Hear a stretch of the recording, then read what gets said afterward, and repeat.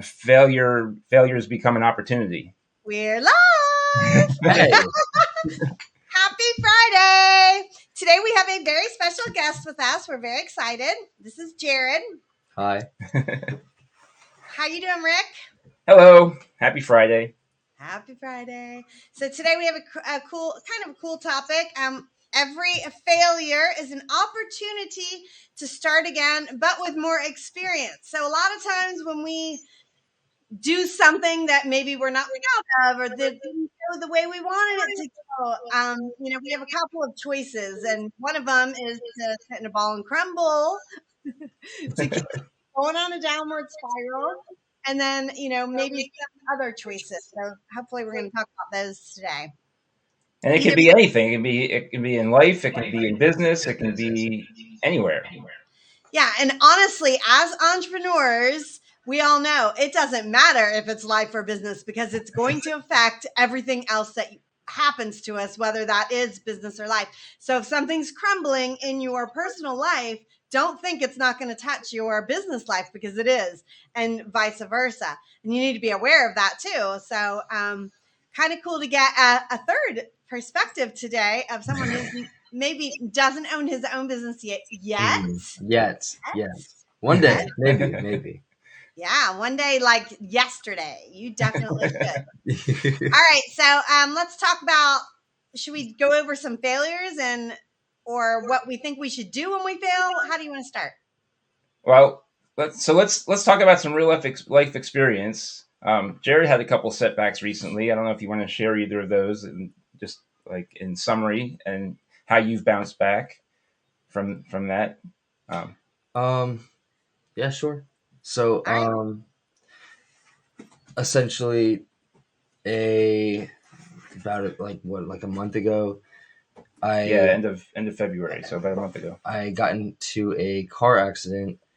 A minor car, it was a minor car accident, fortunately. Right? But because I had an older car at the time, they had to total my car. So going from that, I'm like, oh my God, what am I going to do? And then I end up getting a new car, and insurance is through the roof. And like literally like 2 days, literally 2 days after I'm like dealing with all this, like after you got the new car, after I got the new car. So I'm dealing with insurance and everything, and car payments, because the other car was paid for. So now there's a car payment. Right. And my job at the time had to lay me off because of budget cuts. And now I'm paying all this money for a car that I had to get, and I don't have a job. I don't have a job, and it's like, oh my God, like, and so everything felt like it was crumbling, like all at once. Mm-hmm. And he had mono at the time. Like he got really sick and ended up having mono at the time. I don't even know how. Like, well, thankfully it comes in threes. There were your three. That was the three. That was the three. That's so funny because I told him. You told me that. You told me that. Well, and I was like, way up now. Yeah. So it was accident, mono, job. That was the three. And now I'm getting a new job. I've been working at a pizza place that my friend works at, just to make some like extra money. And now like they're both competing for me. They're like they're both trying to get me to work with them, and I'm trying to figure out how I can balance 2 jobs and school. And so now you have 2 jobs instead of 1. Oh yeah. My God. Right. Yeah, so he ended up getting a job at the gym where we both belong. Yeah. Which is great. I mean, you're already there anyway, right?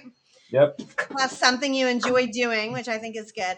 I mean, any kind of work experience is good. It doesn't matter what you're doing because at this stage of the game, because you're getting different experiences, being around people, dealing with them, having their own issues. Everybody, like in a gym, I mean, somebody might come in because they had a bad day, and you're the first person they see. Exactly. So yeah, he had all these things, and it would be really easy to just throw your hands up in that situation and be like, oh man, my life's over. Right? So what kind of motivated you to immediately jump back up, go get a car? When your first one was totaled, I guess that was your first thought is, I can't do anything until I get another car. Yeah, I mean, that was the biggest like motivator to me. Like, you know, being a teenager, I want to go out and have a life, and you know, He's tasted freedom. Once I've had that freedom, there's no going back. There's no like, okay, well, I've had this freedom. I'm just gonna stay at home, not have a car. You know, Well, plus to that's work. not how that Back works. to walking and riding his bike. And to work, you almost need a car. I mean, it's almost Yeah. impossible to do it without Right. it. Well, with the previous job, it was work at home, so Oh. he actually didn't need a car for that job. Yeah. So it's funny that you say that. Oh, so it wasn't even work. It was literally freedom. Hey, Yeah. freedom is a great motivator. Mhm. So let's go with that as a starting point, I would say, is, you know, to take a breath, remember your why, remember what motivates you, remember what, you know, excites you or what is important to you in life. And I think that's kind of what motivated you at that moment is, Right. I don't really want this car payment. It's not necessarily, you know, I don't want my insurance to be through the roof. And now I'm going to have a car payment and my insurance through the roof. But, you know, and then you started thinking, but the alternative is staying home and doing nothing, having no friends, not being able to ask a girl out, you know, whatever it is. I mean, all the things. So I think remembering why it was so important to you is something really good to fall back on. And Rick, again, you know, that that totally applies to adult life and to business life, owning your own business. You know, remember why you started, because there are definitely 100% going to be days where you feel like everything is imploding all at once, you know, and it does sometimes happen in threes. And you know, then you just remember, okay, well, now it's over. I'm going up. And you know, some failures and setbacks, and I mean, some things are worse than others, for sure. You know, I mean, sometimes there's actual fatalities involved and stuff like that. I mean, so you know, losing a loved one. There's a lot of there's a wide range here of what fits into the setback category and how you can respond to it. But you know, I'm going to fall back on one of my favorite quotes, which is, you know, it's not don't react, respond. And the difference, the analogy I always use, you say you like it, is, you know, with a doctor. If you're at the doctor and they give you medication and you're reacting to the medication, that means bad. That means something bad's happening. You're getting a rash or something bad is happening with the medication. It's not working. If you're responding to the medication, that means it's positive. It's working. It's doing what they want it to do. So responding is being proactive. Reacting is basically looking back in hindsight and being like, oh, why did that happen? That shouldn't have happened. What, you know, and then just kind of. Woe is me is definitely one of the first things you might think of doing. But the reality is, you know, you have two choices. You know, sit in a bundle and, you know, give up, or you don't. I mean, that's it. Mm-hmm.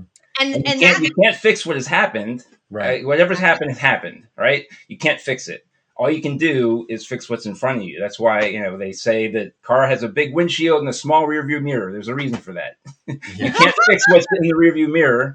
You can only fix what's in front of you. And the reality is, it doesn't really matter how small or how big. I mean, when it's happening to you, it's always going to seem bigger than somebody else looking at it. Let's start there, you know, or bigger even after it's done and you've overcome it and look back, then it, you know, it still might seem a little bit smaller, but at the moment it's probably a lot larger than life anyway. But it doesn't matter how big or small it is. You still have two choices, you know, you crumble and die or you move forward, and that's it. You have to figure out, you know, how to move forward, and remembering certain ways to be able to do that. Having somebody, I think, as support. Jarod, was that a big help to you, as having your dad being supportive of what was going on and being in your life at that moment? Did that help at all?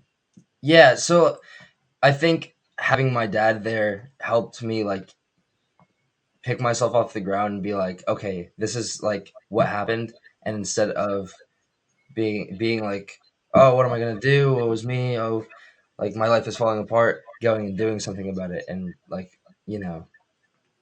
And what I love is your dad did not swoop in and take care of everything. Yeah. You know, he had your back, but he had my back, but he didn't come and be like, oh, let me do this for you. Let me take care of this for you. Like, he wasn't like babying me. he was just being supportive. Yep. Exactly. I guided. I guided. I And didn't do it for him. I can't speak from experience, but I think that's what parenthood is about. It's not about carrying them through, but it's about guiding them and showing them the way. Which in this experience is something that helps you learn and helps you realize I overcame this myself. I, fixed this.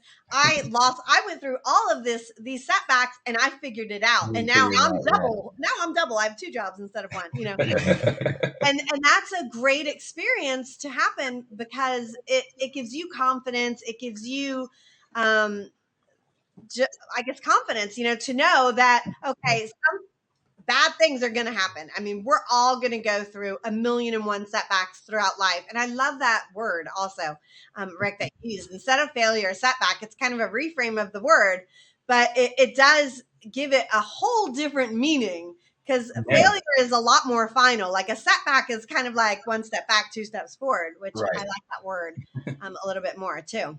And even if if your business fails, meaning you have to close the business, that's still a setback. It's still not the end of the road. There's still other opportunities. One way or another. All of the stuff that you've learned along the way, because that's kind of how we started this is, you come back with the experience of overcoming it or pivoting or getting through it, however, you end up doing it. But you come back with all of that experience and it just makes you stronger and more confident, ready to go forward. I think it's a good thing, not that every bad thing is a good thing, but always you're going to take something out of it that is positive, I think. Right. It can always be viewed as a lesson in some manner. Yeah. And taking a moment to reflect on that, I think is also very, very, very important because a lot of times, once we get that momentum of moving forward, we just want to keep moving forward, which you should. Mm-hmm. But take a step, take a breath, take a moment and think, wow, I just did this, and that. We talk about this a little bit and it's, Rick and I have talked about a lot, keeping track of the things that happen in your life and keeping something like for you, Jarod, to start now while you're young and just get an Excel spreadsheet out and write some things that, the setbacks, how I got over them, or the positive things, hey, I got 2 jobs instead of 1, within. Right. And that's a setback of itself, right? Because he has to now figure that out. Mm-hmm. Right. Yeah, so I have to kind of figure out what I'm going to do, like how I'm going to approach this whole job situation. I wouldn't consider that a setback, but definitely a dilemma or a challenge. It's a challenge. It's a challenge. It's more of an obstacle than a setback. Yeah. But it's something that, once you figure out, okay, what are the choices that I have now? Mm-hmm. What are the criteria that I'm going to go through to decide?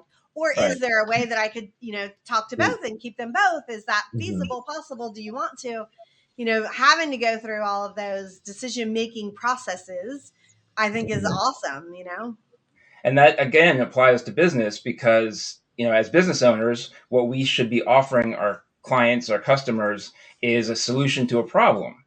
But that solution is then going to create another problem, another challenge. Right. Just like that, where, he went from no job to now 2 jobs and has to figure that out. Mm-hmm. If you provide them, if you sell them a car, well, then they need gas for the car, right? There's always something else that's another thing that's needed, or another problem that's created, and then that can be an additional offer that you offer them is, okay, now you have this, here's what you're going to need next, and here, let me help you solve that problem.